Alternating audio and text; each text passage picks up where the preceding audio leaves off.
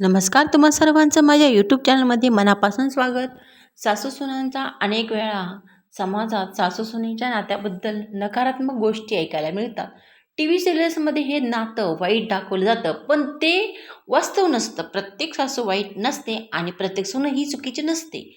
नातं कसं आहे हे आपल्याला आपल्या वागण्यांवर अवलंबून असतं.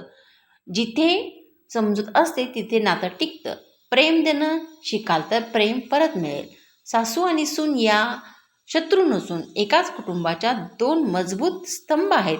एक छोटी प्रेरणादायी कथा आहे. एका घरात सासू आणि सून कायम भांडायच्या. दोघींनाही वाटायचं की समोरची व्यक्ती चुकीची आहे. एके दिवशी सुनेने ठरवलं की आता मी बदल करणार. तिने सासूशी प्रेमाने बोलायला सुरुवात केली. तिची कामं मदत करायला मग सुरुवात केली. तिने कामामध्ये सुरुवातीला सासूला आश्चर्य वाटलं, पण हळूहळू तिचं मन बदललं. काही दिवसांनी सासूनेही सुनीला मुलीसारखं वागवायला सुरुवात केली. घरात शांतता आली, आनंद वाढला. यावरून आपल्याला काय कळतं? एकाने बदल केल्यास नातं बदलू शकतं. जीवन खूप छोटं आहे. वाद, राग, अहंकार यासाठी वेळ घालवण्यापेक्षा प्रेमाने जगणं खूप महत्त्वाचं आहे. आई असो किंवा सासू दोघेही आपल्या आयुष्यात महत्त्वाच्या आहेत. दोघींनी आपल्याला काही ना काही दिलेलं आहे.